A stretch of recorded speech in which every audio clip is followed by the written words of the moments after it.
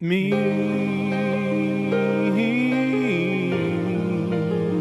I am a memoir. I said a memoir. We're going deep. We're going down to deep into the regular verse. Oh yeah, the regular verse.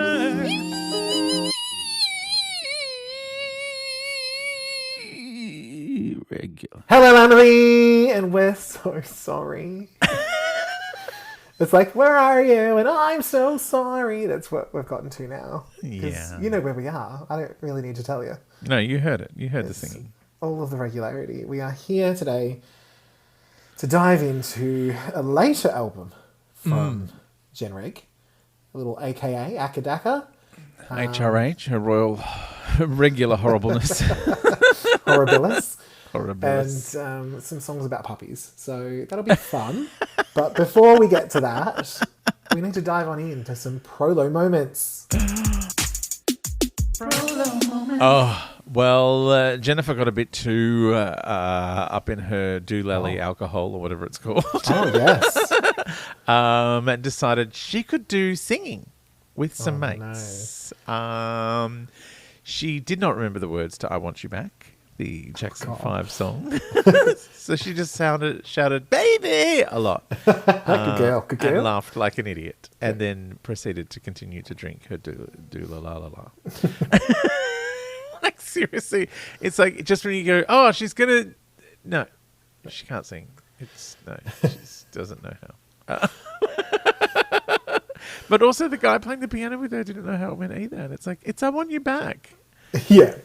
God. It's an iconic Jackson 5 song. How do you... No. She was obviously thinking of the Mel B, Missy Elliott song, I Want You Back. Maybe, yeah. That's why. That's why. So she's also been out in New York for Fashion Week, Yes. rocking the latest trend, which apparently is forgetting to put your pants on. Yeah. Was she watching Empire? Well, I would suggest at her age, maybe we should have a, maybe check that she does own some and it's deliberate. Like, did she deliberately go without pants? Or was it an actual, whoopsie. Is that happening? Is that starting to happen for you? Is that a thing that happens? Yeah, I in the go everywhere 50s? without pants. I'm not wearing pants now. Which is confusing because I keep looking at that pair of pants behind you and I'm like... They're not there either. Is that a bit of sticky tape that was holding the It's the pants? Now tag. it's come loose. It's a little taggy tag. So yeah, she was wearing like a big grey fringed leather jacket. Had the fringe sleeves, knee-high snakeskin boots, no Did pants. she think she was going to another school play? Maybe. So I always got those two confused. If I don't wear pants, I can just pop a squat anywhere if I had too much deluli. I've had too much delulala. So I'm just going to do a wee here in the street. Delulala, delulala.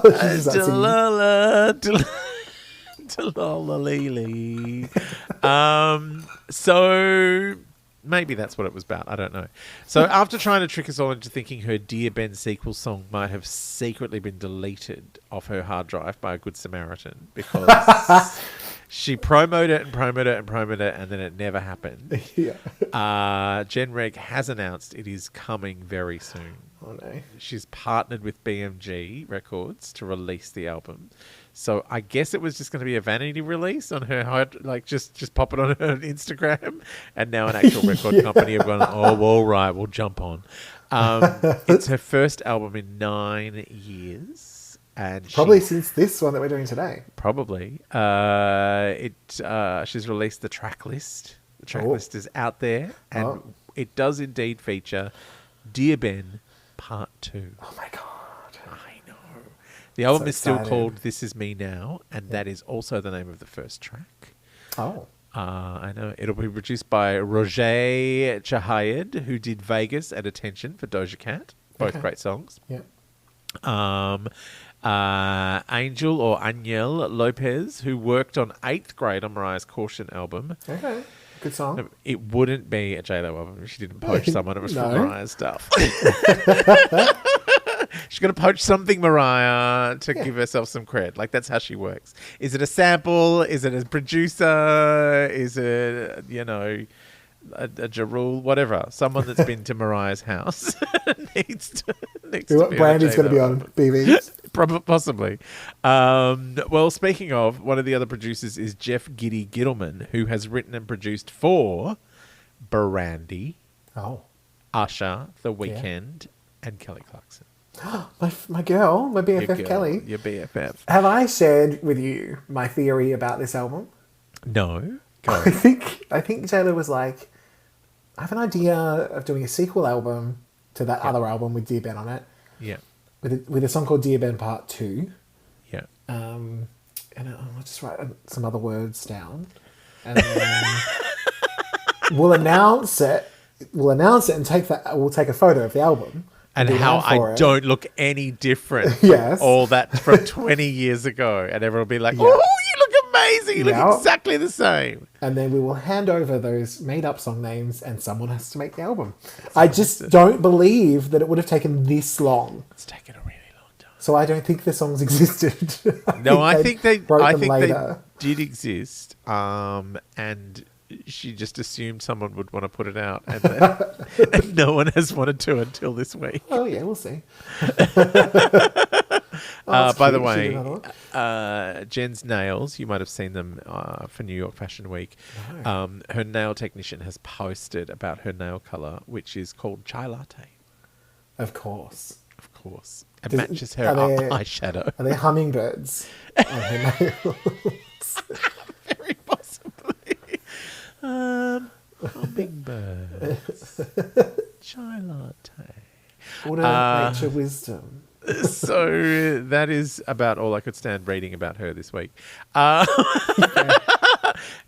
I believe we probably do have another installment of On the JBlog. Do we ever?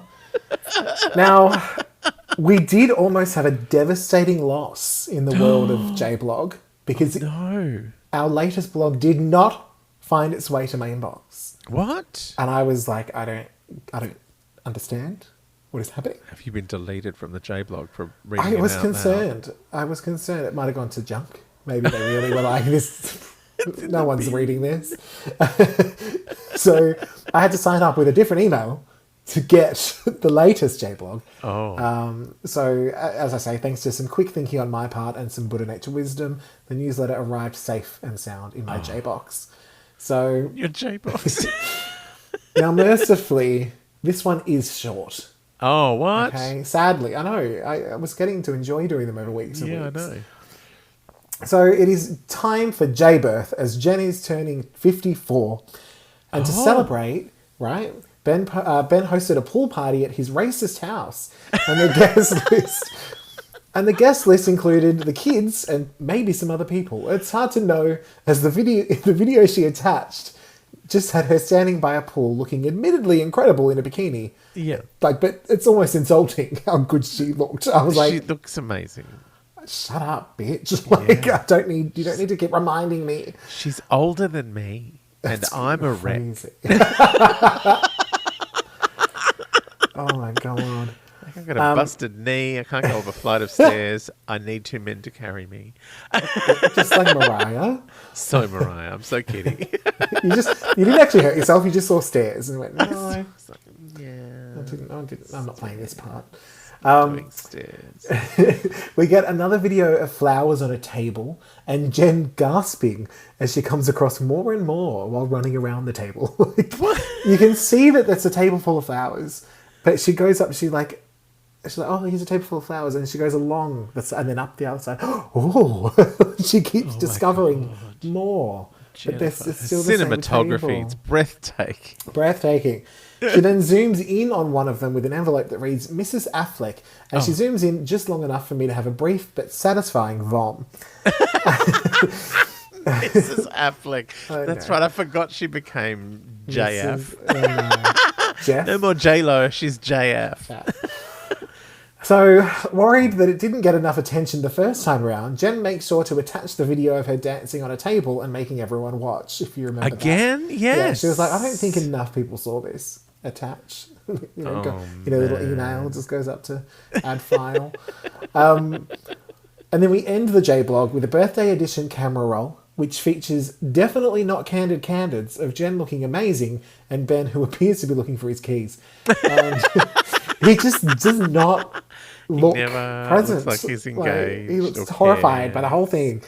Nobody cares. And Jen signs off with, I always liked having my birthday in July. The weather is warm and balmy and the mood is more relaxed. Who else has a summer birthday? How's your summer going? Email me and keep in touch. XO JLo. That's why you didn't get the last email. You replied. I know she says email me, but what that means is if you reply, you're off the list.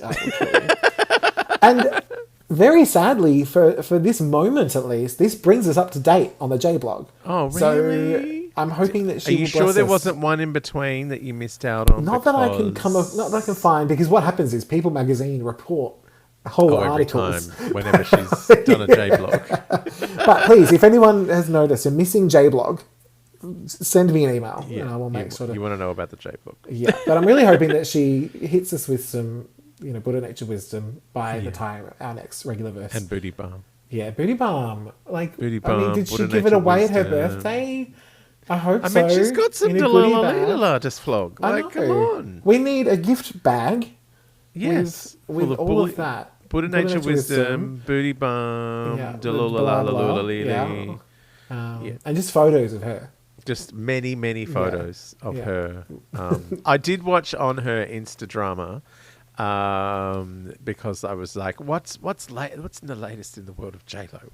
Instagram will tell me. I can't go to TMZ. I need to go to the source. Yeah, it's fascinating, isn't it? There was a video of her, and I've never heard anyone say so many times that they're not wearing makeup and there's no filter on, to the point where I was like, I'm beginning to not believe you.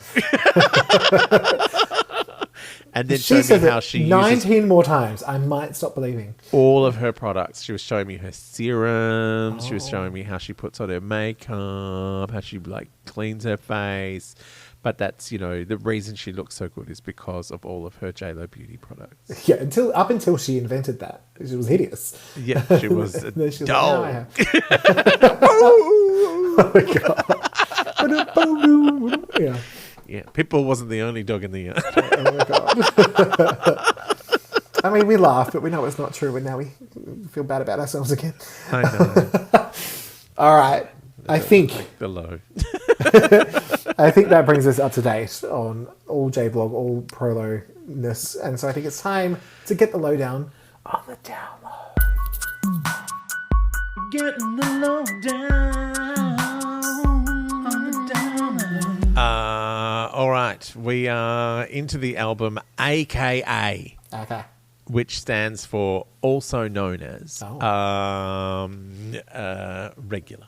It's A.K.A. with an R at the end. So she was working on this at the end of her Dance Again World Tour. Right. Dance Again, of course, was her best of that was released before this. And she went out on a tour to promote the album that they managed to collect as many songs that were tolerable as possible and put them on one album. So she was going to apparently call this Same Girl or A.K.A. and she chose this title. Same Girl would have been a good title. Maybe because it would end up being a bonus track. Maybe. Yeah. So yes. Whichever one makes the album, that'll be the album title. Yeah. Also known as Regular. Dance Again World Tour, that's the one we went to, wasn't it? That was fun. It was a great concert. Yeah. So now Red One had announced that they were executive producing this album and even produced the lead single, which was called Live It Up. Right. Which featured Pitbull and was trying to cash in on the whole on the floor vibe. It's a fun song, but it did not get any traction, so it was booted off this album. Are you aware of who got a personal performance of this song? No. This was performed on the inaugural Mariah Carey season of American Idol in front of Mariah Carey. And we will get to that song, by the way. When it happens.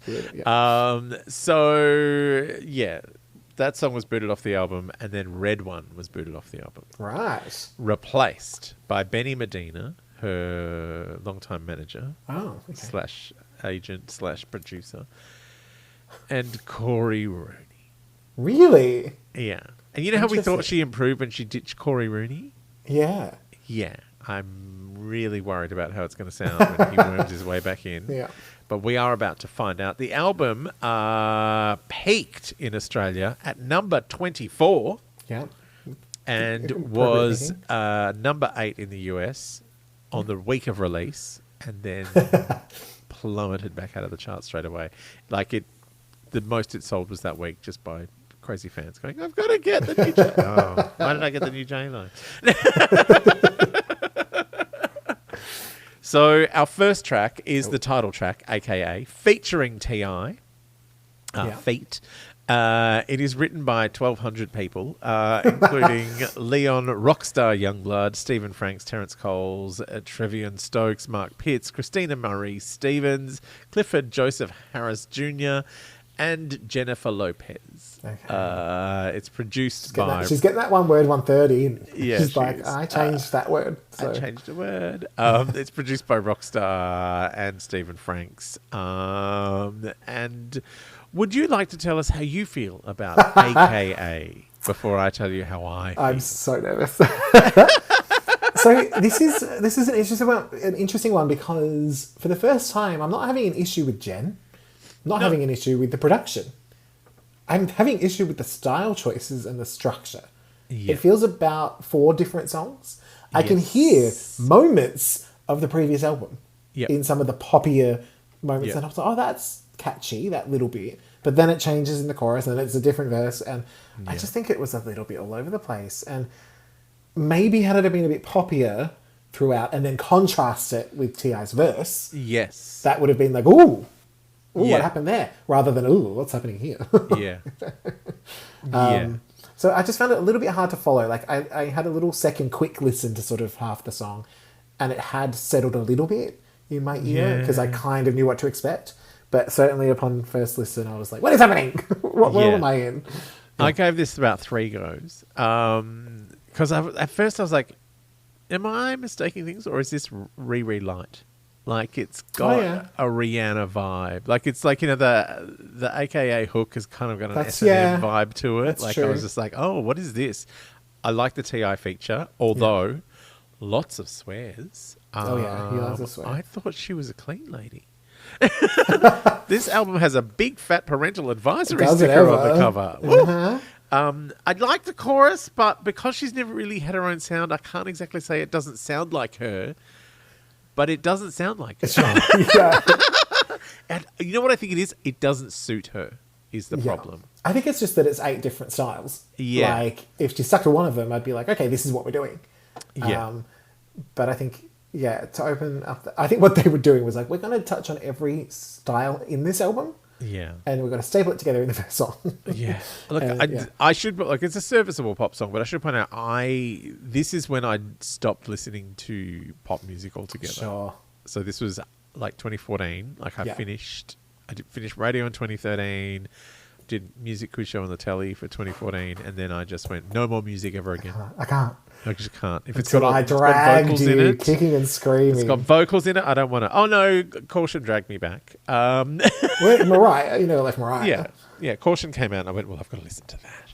And that 25-minute Tay-Tay song that you liked. Yeah, I like that. That again, that was a work thing. Like I was writing questions for the live show, for the Hard Quiz live show, and there was a whole Tay-Tay round. But Rockstar did a lot of work with Chris Brown after he bashed Rihanna. So this is Orcs. I feel like a lot of people have, to be honest. Yeah. This is... I didn't love it. It's... So I'm Real. What percentage of the song do you think she actually sang? So I've gone for a mid-low, because I said it's all her, but all auto-tune. Yeah. It's like, that's her. Yeah. But turned all the way up. Yeah. She may have just sang like the words and they were like, we'll put the notes in later. Yeah. I was the same mid-low. And are you a ProLo or no-low? Look, on second listen, it had grown slightly on me, but my initial thought was Nolo. I've gone for, it's not dreadful, but it's not necessary. It didn't feel like, I kind of feel like the second song could have opened this album perfectly fine. Yeah, and that's the other thing. It's like it's the title track, it's the opening track, and it's not not saying anything. No, I don't know what it's about. Is like, I get what A.K.A. is, but I'm like, are you telling me that you're not who we think you are? Yeah. Or what? I don't know. Yeah. Yeah, that was my main issue. What about you? Look, I went for an awe because, I think it's an okay song. I'm just disappointed after loving her previous work. Yeah. And I do love T.I. Yeah. Like he goes in. Yeah. And I enjoyed that part of the song, which is a problem when you go, I really like the feature. Yeah. I'm not mad about where it's sitting. Yeah, but just you play know, that. the cushion's fine, but we like what's sitting on the cushion. And you're like, it's her album. She shouldn't be the cushion. Yeah. All right. So you were... I was a Nolo, actually. You were Nolo. Look, like I said, second listen, you could have tapped me into awe. Because I like you. I do think that there's something in there. Yes. Just not enough. And I think maybe having listened to the rest of the album, I was like, I think this is done better later. Yeah. So, I think this is controversial. This is you went no, and I went, oh. Yeah. Like, what is happening? What is... I've fully got Stocklow syndrome. Totally. As you called it last time. All right, on to the second track. It is First Love, written by the king of trashy pop, Max Martin. Yes. Seven Kotecha and Ilya Salmanzada. Produced by Max Martin and Ilya and Peter Carlson. It was a single. Oh. It hit the huge heights in the US of number 87. Well done, yeah. In Canada, it got to 34, 64 in the UK. In Australia, it may not have even been released, but if it was, I don't remember this being released. Didn't make an impact on the charts at all. Interesting. But there is a video. All right. A fabnopsis. It's a first love, fabnopsis. Jen is in the desert. She's had to leave the world behind her to find out who she was. She knew if she went far enough and left everything behind, she would find me. She's flogging a handbag and some shoes in the desert. She drops her handbag, careless. There's some hectic editing of, I presume, moments to come. And then there's a windmill. And she keeps walking in the desert in her evening gown and then hugs a man. The song hasn't started yet. No. Get on with it, Jen Lo. I don't want to hear you rabbiting on. Oh, there's a man in a dried up lake. Yeah. Is he the embodiment of drought? Is the dry riverbed meant to symbolise Jennifer's lack of song or movie hits at this time in her career? Jen looks at herself in a dirty mirror, or she's in a really filthy room having a chat with her stand-in. More desert running. Then there's a motorbike, and she's lying on the ground in front of the windmill, waiting for it to turn up. She's wearing bathers or possibly a dress. Oh, there it is. More windmill business. Jen leans on a wall. The man wanders to the windmill. Jen rolls around in the dry riverbed of her career. The man has found a shack and has a shower. The shack? He forgets to put on a shirt, and he and Jen pace around the shack. They hug. Then there's more windmill dancing. He picks up a big tire. They breathe on each other a lot. And then there's some more shower. The worst thing about this video is that it forces you to listen to the really prosaic lyrics. They kiss and the sun goes down. Then Jen does some subpar unprisoner rap. Why is she wearing all these bathers? She's miles from the beach. Jen stands in the wind doing her impression of Almost Home. The video keeps going in silent well after the song stops. It's no good. I want to clarify one thing, which is that Jen would never talk to her stand-in. What? I don't think so. No, it was clearly an actual mirror.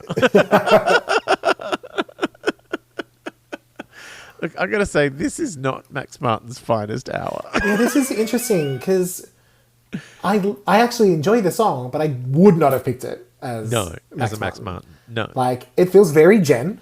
You know, like, I feel like this is the kind of lyric, like, it's very simple, but it's the kind of thing she would sing about. Yeah. And it's a fun pop song. I thought there was a touch of hip hop that feels appropriate. Yes. I didn't enjoy the hip hop touch because it was her. Like, it's like, get a feature in. Don't you do it? Yeah. And then I said, it's the sound of the time, but without hanging her out to dry. Like, it didn't feel like they were trying to force her to be something else in this one. But yeah, I kind of forgot that it was Max Martin, because it's like, as a J-Lo song, perfectly fine. Yeah. But as a Max Martin song, you go, look, this probably didn't make Anne Juliet. I don't think his lyrics have ever been any good, to be honest. Like, they're serviceable. I wish he'd get a better lyricist in. Because, like, you know, like songs like Email My Heart, where you're like... Great songs, you mean? But like, it's a fun song, but then it's like, well, where's the next level? Like, other than saying "Email My Heart" in the chorus, there's no reference to anything else. Like, it should be "Download Your Love right onto my hard drive." Like, it should be fun. Oh, you need to listen to "Phonography," which is another Britney song that does that. Oh, see, I love that shit. But yeah, like you know, "My Life Would Suck Without You." You're like, oh, that could have been. Even Kelly didn't like that song. Even Kelly didn't love those lyrics, and that could have had, like, that's such a great pop song. Yeah. That if the lyrics were thought about more than the first draft, which is how I think it works, then it would be an epic song. Like, called Since You've Been Gone. Yeah. That's why she hated it, because she's like, why are you just making me sing that again? Yeah. And I've never felt that... But with not very empowering lyrics. No, and I think the lyrics, the verses and the chorus are sort of saying the opposite thing. Yes, I know. But that's the thing. He's, you know, English is his second language. We've got to cut it. But yeah, I just, you know, I think she sounds good, and I just think Max should have given her some of his A material. Like, I don't even think Kelly Clarkson could have put life into this song, to be honest. No, maybe not. And the lyric, like, it's, I wish you were my first love, so I didn't have to have a second, third, or fourth love. Like, it's like, what? I don't, like, she's probably saying, I wish Mark was my first, so I didn't have to deal with Ben and A-Rod and... like, I get the sentiment behind the song, but it's just like, it just works barely on one level. It's just, it's regular. It's regular. Yeah. That's what it is. It's regular. Yeah. So what percentage of the song do you think she sings in the I'm Real stakes? So I've gone from mid to high low. I said that she certainly has some help, but there's a decent amount of her. Yes. I was the same. I thought mid low as well. Like, but yeah, she's surrounded by other noise. And you ProLo or no low? See, we're probably going to be opposite on this. I actually went for a light ProLo. I think because this feels, it's regular, which makes sense for her. So yes. I'm like, this works for me. I'm an awe. Okay. Like, I want it to be better. The lyrics really let me down, but she tries so hard to sing it well. Like, I just kind of give her props for, like, making that effort, which she hasn't in the past. Yeah. Like, I feel like she's giving this a go in a way that she has not before. Well, there we go. It's so far 2 pros, 2 awes.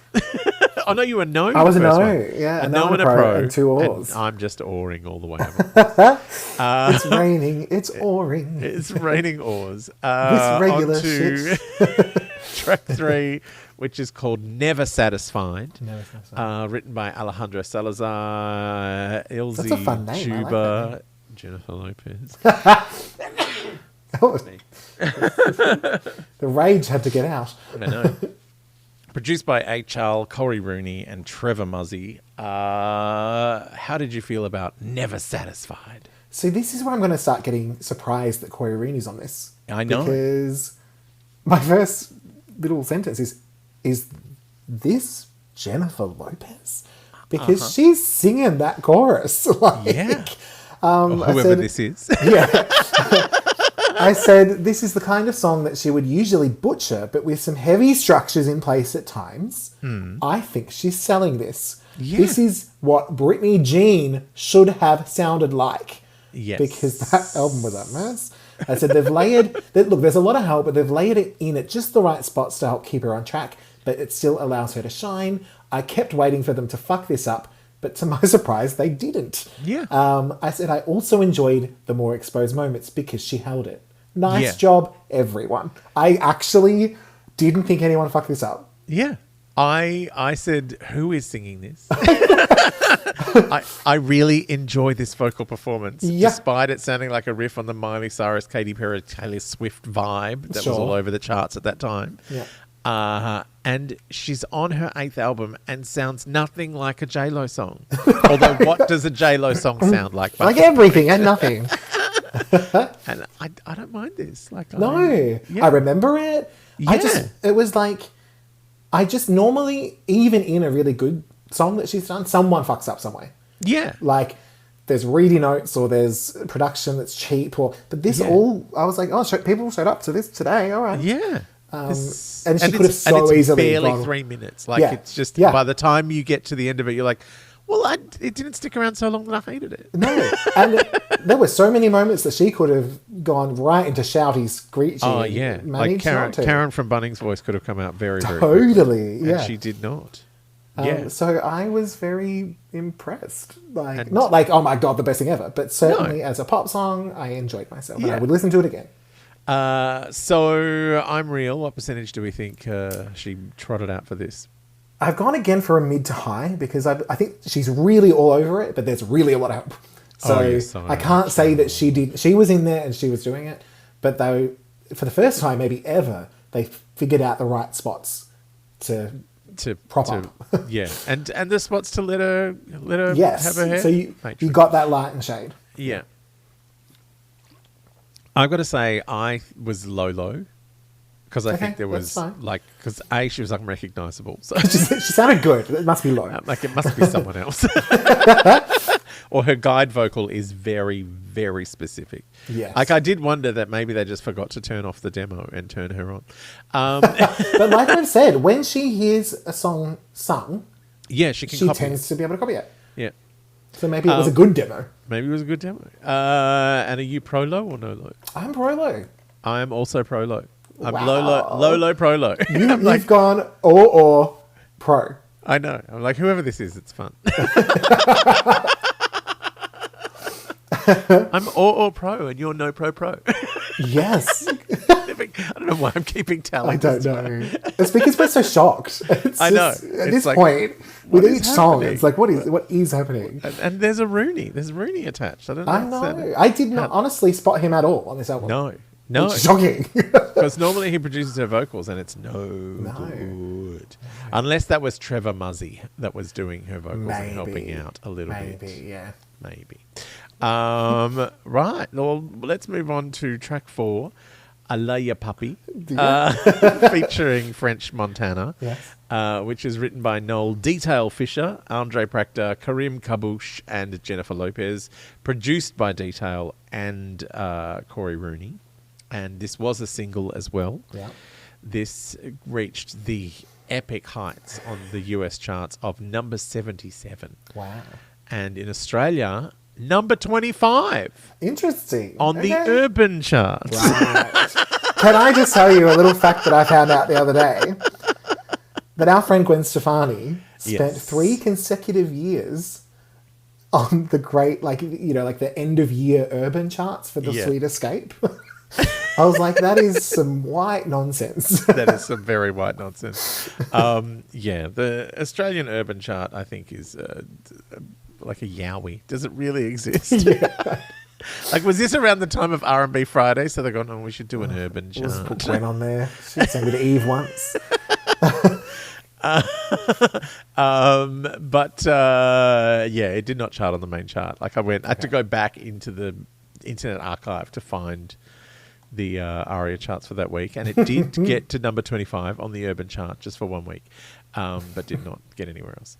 But of course there's a video because it's a single. There is. So I feel like I need to change things up now. Oh. Because we've got a new sound. Oh. So we're going with a Fabonopsis. A Fabonopsis. I love my puppies. A Fabonopsis. So one of Jen's regular girlfriends sings one of her old regular songs. And then the record company guy says he's got a thing for her next video. What is all this extra acting they're doing? Like, just play the song. I hated this in the last video. Come on, just play the song. Oh, that's right. Nobody wanted to see her acting in the cinema, so they're shoving it down our throats in the YouTube.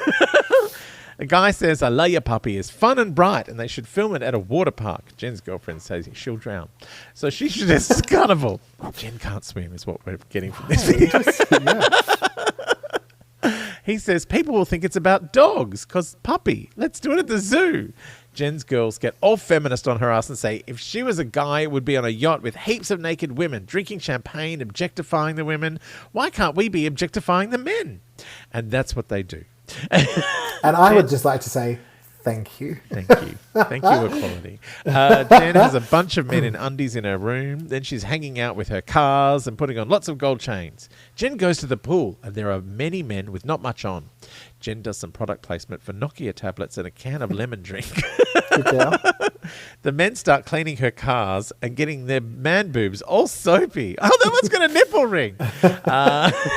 Jen does dancing in her trackies, and then she's on a yacht with all of the abs. Does Jen know all these men on her boat are rooting each other when she's in bed? French Montana comes to visit, and then they go back to the room where they were talking, and it was all just a dream that Jen had. Sad that Jen fantasizes about a bunch of gay bows sitting around in their bathers trying to clean cars with their butts. And She's just like us. She's just like us. She's a gay man. It makes sense. I mean, there's a lot of drag queens from Drag Race who have music kind of like her albums. So it's all fitting together. Functional.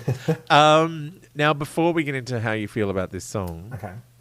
Law and Order. Yes, normally this is my area of expertise, and I missed it. I was too busy with the Buddha Nature Wisdom, and I forgot to Mariska Hargitay. So this was originally a Tinashe song. Okay. Called Alaya N-Word.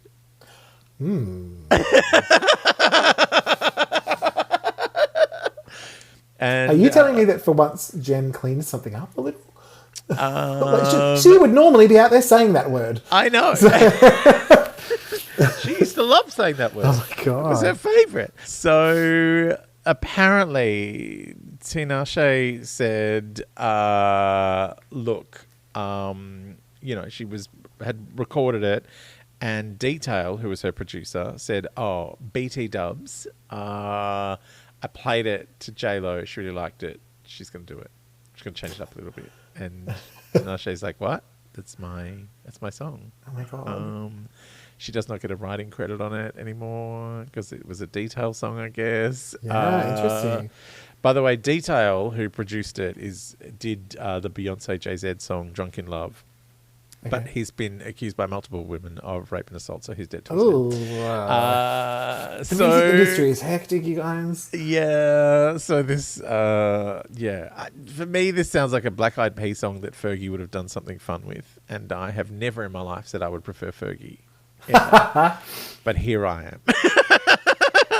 And as far as lead singles go, because this was the lead single of the album, it's underwhelming. But wow, what a fun video. And it is such an earworm. Yeah, you've been singing it for weeks. I've been singing it for weeks, but that's because I've associated with nude men washing a car with a nipple ring.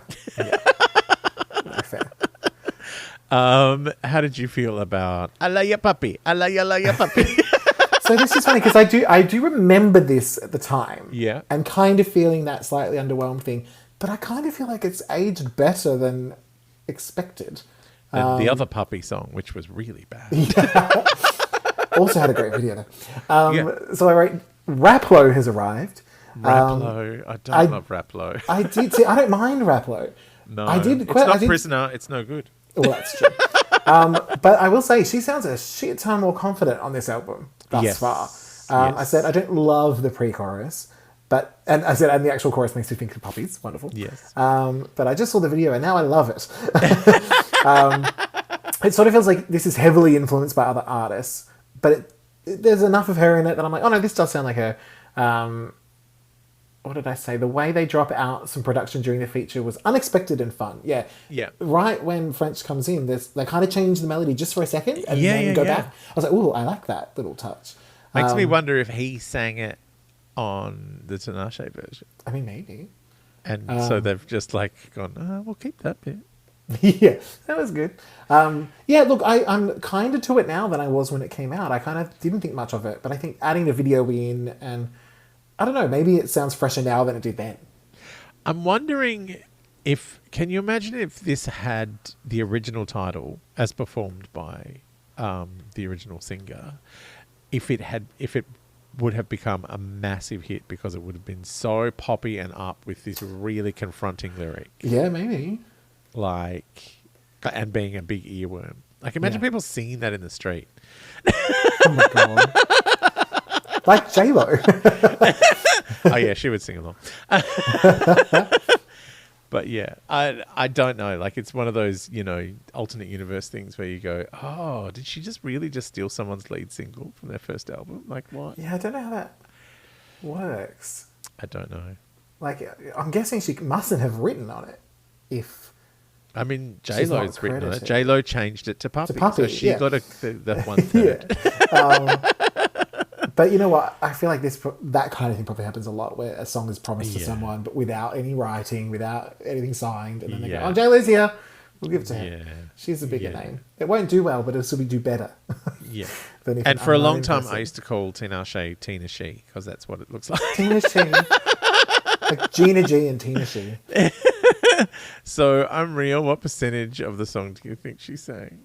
Well, I mean, she was mostly rapping. I think it is. I think it's her. Yeah. I didn't really find anything else. No. Yeah. Yeah, same. I feel I was very high-low. And are you a pro-low or a no-low? I've gone for a light ProLo because it is very catchy. Like, Yes. it's odd. I find it an oddity in her Yeah. discography. I love you, puppy. I love you, yeah. puppy. I kind of feel like it weirdly works for her. Yeah. And I don't know why. But yeah, I had fun with it. I love the video. I kind of wish it was Fergie or Tinashe. I feel like it just feels not J-Lo. Again, I know she hasn't really got a sound because she's just fucking glomming onto anything that's nearby, but it just doesn't. I don't know. Like, she doesn't even seem that engaged in the video, to be honest. Like, her friends are doing all the talking. Yeah. She's just sort of like lumping around and like seems to not really care that there's naked men around. I don't know. She's She probably so seems used to very, yeah, she seems very not engaged. She's like, I'll give this to my friends. They've not gotten laid for a while. Yeah, it's Right, weird. fair Anyway, enough. I'm a I'm high-low, banging Casper. no-low, and you are a high-low, pro-low. Yes. Okay, things feel like they're getting back on track. Yeah, we're readjusting. We're readjusting to the new normal. On to track 5, Acting Like That. Feat. Iggy Azalea. Written by Rockstar, Yoni, soundtrack Ayal, Coles, James Jado Smith, Pitts, Kay Stevens, Amelia, Amethyst Kelly, Jennifer Lopez. Produced by Rockstar Soundtrack, Corey Rooney and old mate Muzzy. Muzzy Wuzzy. Busy, busy. How do you feel about Acting Like That? So this was one where, as I was listening to it, I really kept waiting to hate it. I was like, is it going to end any second? I'm going to hate this. I do think it could have been better, Oh, yeah. but they kind of changed it up just enough as it went that it kept me going. Like, By change it up, do you mean they let Iggy have a turn? probably, yeah. I said this is as far hip hop that Jen has gone, and I'm shocked that it's decent. I said maybe she needed to stop messing with middle of the road R&B and just go all in on a sound, like just decide. Yeah. I said when she's full pop and dance, or even a little bit hip hop, or more Latin inspired, things just tend to work out a bit better. Yeah. So it's not like a super favorite, but I really couldn't say that I didn't like anything. Yeah. I find this incredibly ironic that she has a lyric which is everything could change no matter of days, and this song keeps on at the same level for the entire 3 minutes. See, that's funny because I didn't get that. I don't know. I listened to it with headphones on walking home, and I was like, why is this still happening? Oh, there's Iggy. Yeah, it is here. And she's not doing much for me either. I don't know.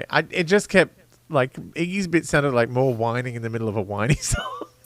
I need to remind myself now. I was just not into it. Like, I kind of liked the it had sort of a poppy vibe to it, but I just wasn't into I think it was, again, it might be because I enjoyed so much of the last album. Like, I must hate. Like, I was like, I want to like it. I really want to like it. And it just kind of felt too relentlessly regular. See, it's funny because I think I went in expecting the whole thing to be really bad. So maybe when it wasn't, I was like, oh, I can listen to this. You were disarmed by the relentless regularity. Exactly. It was consistently regular for you. Yeah. So what percentage of the song do you think she sang? I'm real? Look, I think it's pretty high. Again, there's always something knocking her into claims, but it all sounds like her to me. I thought I went mid low because it sounds like a little too manipulated. There's a lot of places. reverb and all that going on. And are you high low or no low ProLo? I've gone for ProLo. Yeah, ProLo? it's not.